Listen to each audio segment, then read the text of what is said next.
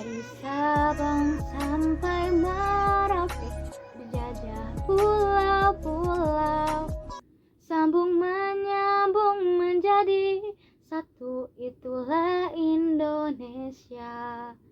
Indonesia tanah airku, aku berjanji padamu, menjunjung tanah airku Indonesia.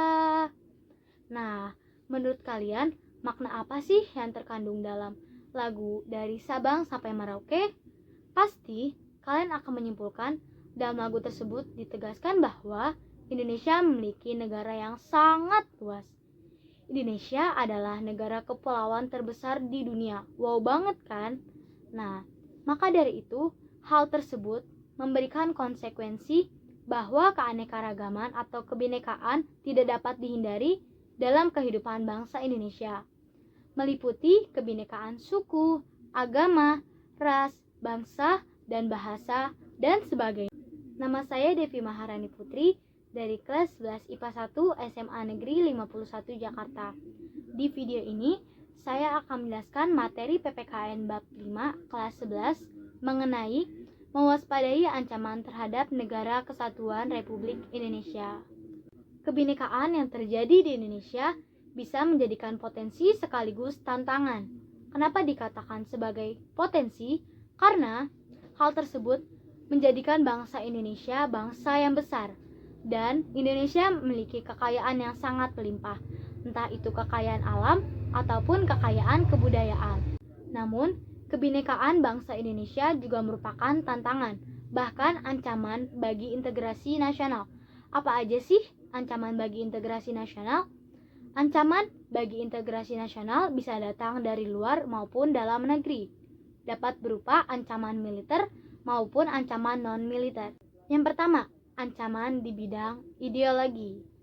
Ancaman di bidang ideologi meliputi ancaman komunisme dan ancaman liberalisme. Yang kedua, ancaman di bidang politik. Ancaman di bidang politik bisa datang dari luar negeri ataupun dalam negeri.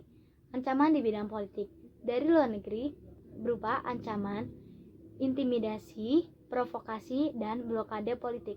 Sedangkan ancaman dari dalam negeri itu sendiri adalah ancaman separatisme dan penggunaan kekuasaan dalam bentuk pengerahan massa untuk menghentikan pemerintah yang sedang berkuasa pada saat itu. Yang ketiga, ancaman di bidang politik. Indonesia dibanjiri barang-barang produk dari luar negeri karena adanya pasar bebas. Kemudian yang kedua, terjadinya kesenjangan sosial yang sangat tajam. Yang ketiga, cepat atau lambat, perekonomian Indonesia akan dikuasai oleh pihak asing. 4. Ancaman di bidang sosial budaya. Yang pertama, munculnya gaya hidup yang konsumtif. Konsumtif adalah membeli sesuatu yang tidak perlu. Yang kedua, munculnya sifat hedonisme atau berfoya-foya. Yang ketiga, adanya sifat individualisme. Yang keempat, munculnya gejala westernisasi atau kebarat-baratan. Yang kelima, memudarnya semangat gotong royong di masyarakat. Yang keenam adalah lunturnya nilai-nilai keagamaan. Yang terakhir adalah ancaman di bidang pertahanan dan keamanan. Ancaman militer merupakan ancaman yang menggunakan senjata dan terorganisasi, berupa agresi atau invasi, pelanggaran wilayah, spionase, aksi teror bersenjata, dan sabotase. Kita harus tahu juga gimana sih menghadapi ancaman tersebut. 1. Strategi mengatasi ancaman di bidang ideologi dan politik. Caranya adalah: yang pertama, mengembangkan demokrasi politik. Yang kedua, menegakkan supremasi hukum. Yang ketiga, mengikutsertakan masyarakat sipil dalam peranan politik. Yang kedua, strategi mengatasi ancaman di bidang ekonomi. Caranya adalah: 1. Sistem ekonomi dikembangkan untuk meningkatkan produksi domestik. Yang kedua, sektor pertanian dijadikan prioritas utama. Kenapa? Karena Indonesia merupakan negara agraris. Sebagian besar masyarakat Indonesia bermata pencaharian sebagai petani.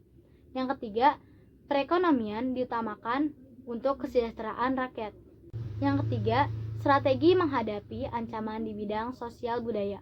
dalam menghadapi ancaman dari luar yang membahayakan kelangsungan hidup sosial budaya, bangsa Indonesia berusaha memelihara keseimbangan dan keselarasan fundamental, yaitu keseimbangan antara manusia dengan alam semesta, keseimbangan antara manusia dengan masyarakat, yang ketiga, keseimbangan antara manusia dengan Tuhannya, yang keempat, keseimbangan kemajuan lahir dan kesejahteraan batin.